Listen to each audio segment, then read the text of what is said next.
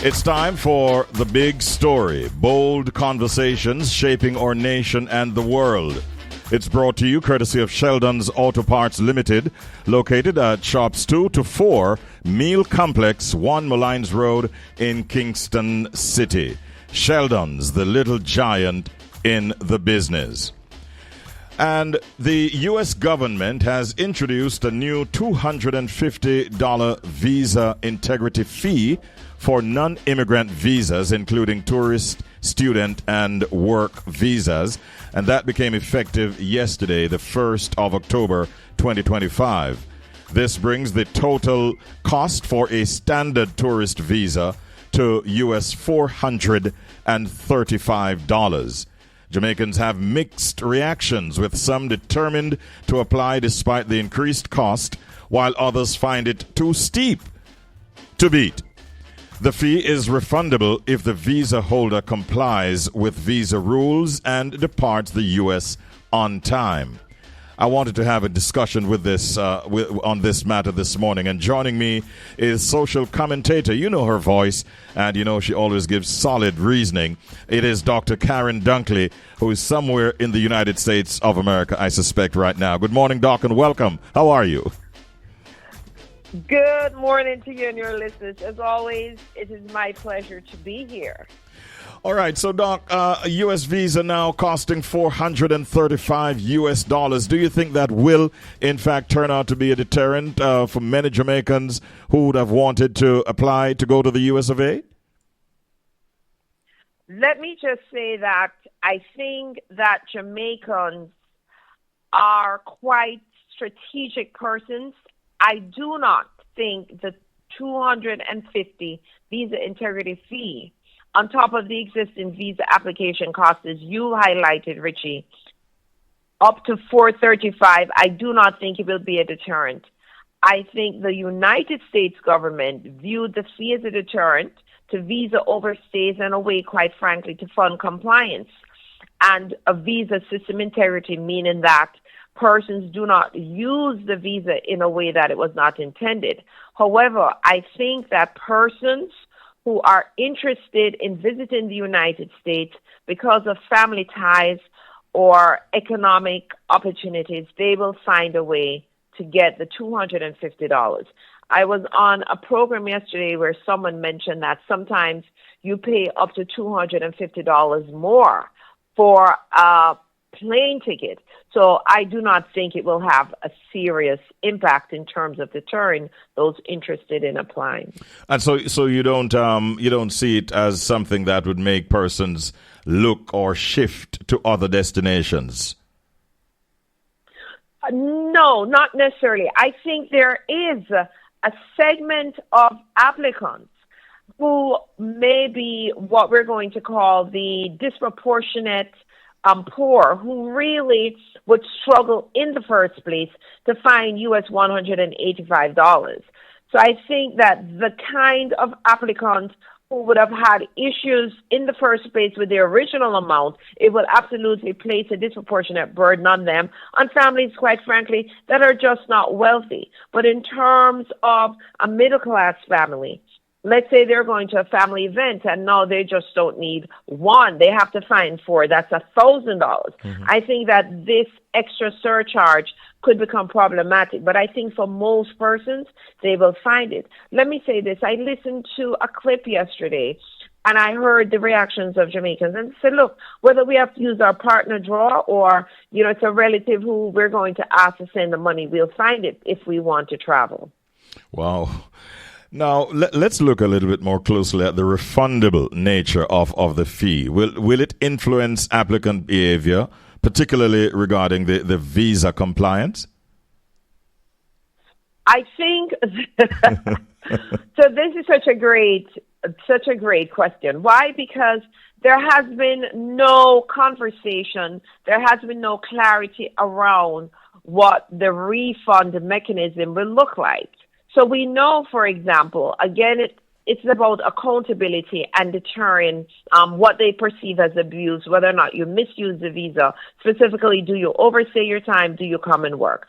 And so a caveat has simply been that we will refund this fee if it is that it's found that the persons did and that their behavior really met the specifications of the visa. The issue with the refund is no one knows how they're going to implement it, the timeline for such. How do you prove compliance? So how do you prove that you didn't work, that you left on time? So compliance isn't always easy to demonstrate. What are you going to share? Your airline travel? Let's look at administrative delays. Who is responsible for processing this refund? How do people apply for a refund? So you're going to have months of delays. There's no clear guidance. Is it going to be automatic? Is it applicant initiated? Are they going to mail people a check back for Chibi? So I think that the accessibility of the refund mechanism, the administrative delays, and disputes. Suppose there is a dispute. Suppose I overstay my visa by a day due to a delayed flight. What happens to my refund entirely? Where is the mechanism for disputes and denials?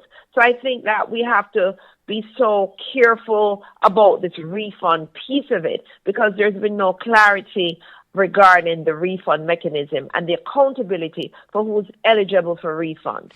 So all of these issues really will become onerous on the path of the applicant, the traveler. And I think it would have been really so much better if all of those facts, the revised protocols were made public so that persons get a clear picture, not just about the additional fee, integrity fee, but all of that, including the refund, as you mentioned. Those things, I believe, should have been put on the table to avoid any kind of bureaucratic bungling. Doc, that's how I see it. Am I right or wrong? You're absolutely correct. I do not believe that any thought has been given to this component. I think that it was decided for whatever the reasons in terms of the political wind that the framing was going to be around accountability and cost recovery, saying that these fees will help to maintain immigration enforcement systems. I think, however, if you look again at proof of compliance and bureaucratic delays and lack of clarity in terms of refund procedures and the risk of losing your application fee over technical issues, for example, a delayed flight, it just was not considered because it is not critical. What was most important, it seems from the administration, is to send a message of enforcement, is to send a message of deterrence by saying we're going to have this visa integrity fee. And now countries who participate in visa application and they don't have a non-waiver, they must ask through the United States Embassy for clarification around these issues.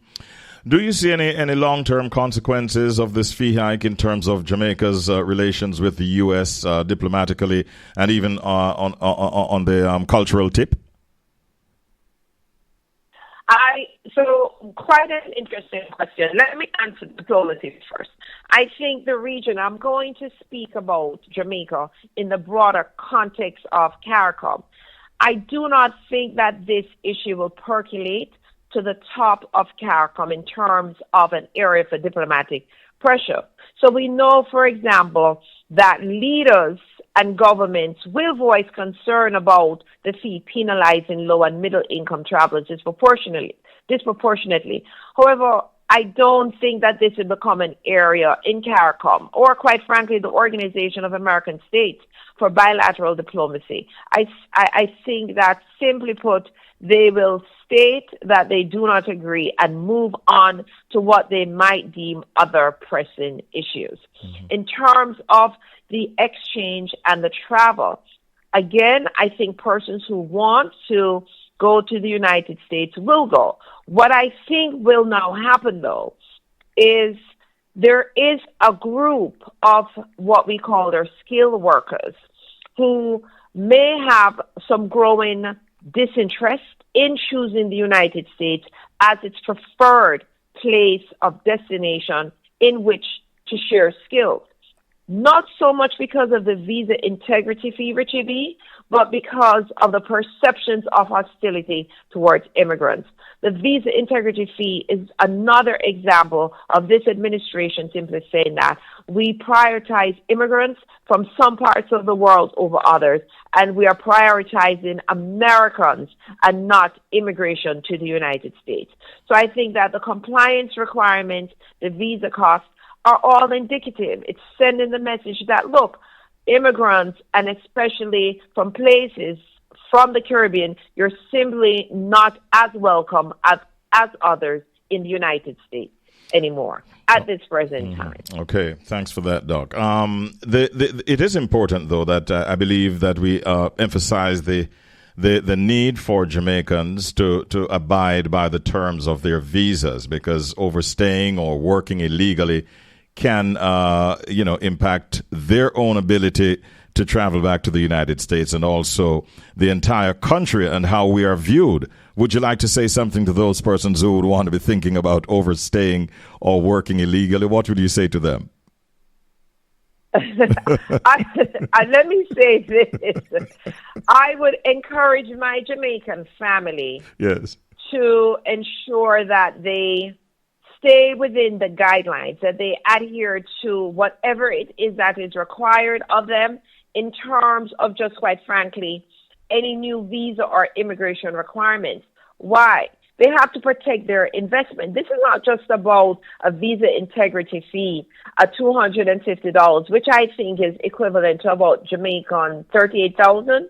This is beyond just protecting this investment. It's about safeguarding future access to the United States. We don't know what will happen if someone overstays or if there's a visa violation.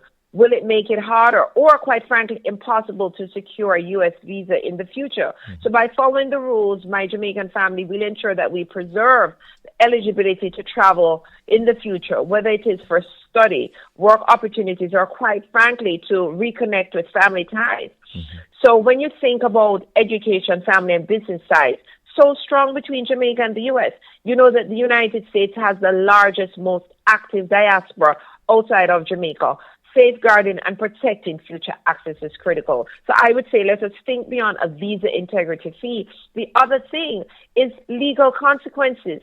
We don't know we do know what can happen. We've seen that some persons for whom they have technical breaches, immigration breaches, they're being now carted off to other countries except Jamaica as punishment.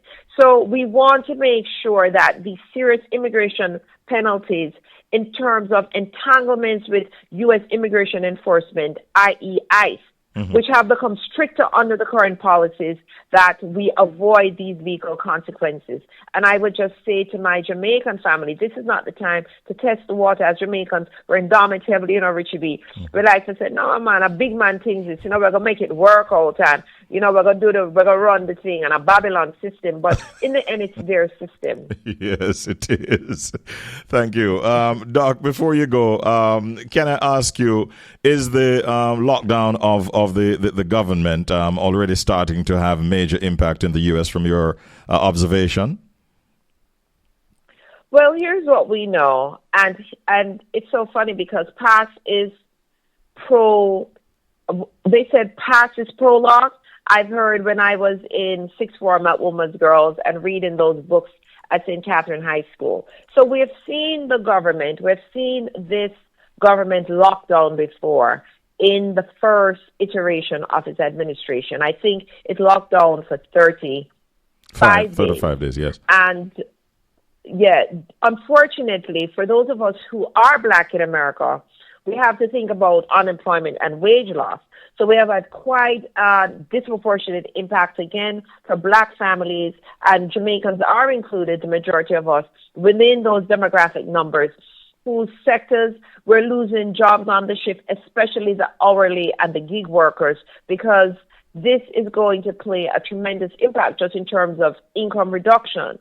We know that we see supply chain interruptions, which will begin to happen. Now, let me just clarify for my Jamaican family, Richie B., that there are certain areas of the government that they consider mandatory. So, for example, if you work with the federal aviation, which means you direct the planes, these are must-report positions. You don't get to not go to work because you're not getting paid. It's just that you will be paid retroactively. But what happened during the last time is flights really became delayed because persons just said, hey, I'm going to call out. So we are seeing economic disruptions. We're only in day 2. We understand that the longer that this continues is the more critical it becomes.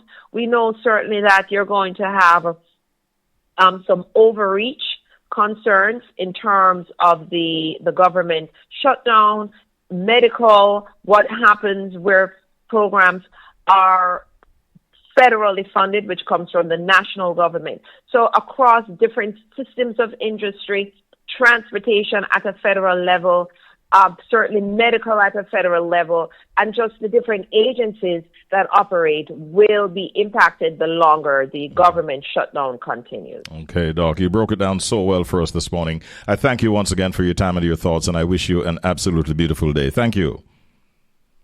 Thank you so much, Richard B. A pleasure. Walk good. All right, you too. That was a chat there with social commentator Dr. Karren Dunkley, a very strong and powerful voice in the Jamaican diaspora. And that was today's edition of The Big Story, conversations that shape our nation and the world. It's proudly sponsored by Sheldon's Auto Parts Limited of shops 2 to 4, Meal Complex, 1 Malines Road, Kingston 10. Sheldon's, the little giant in the business.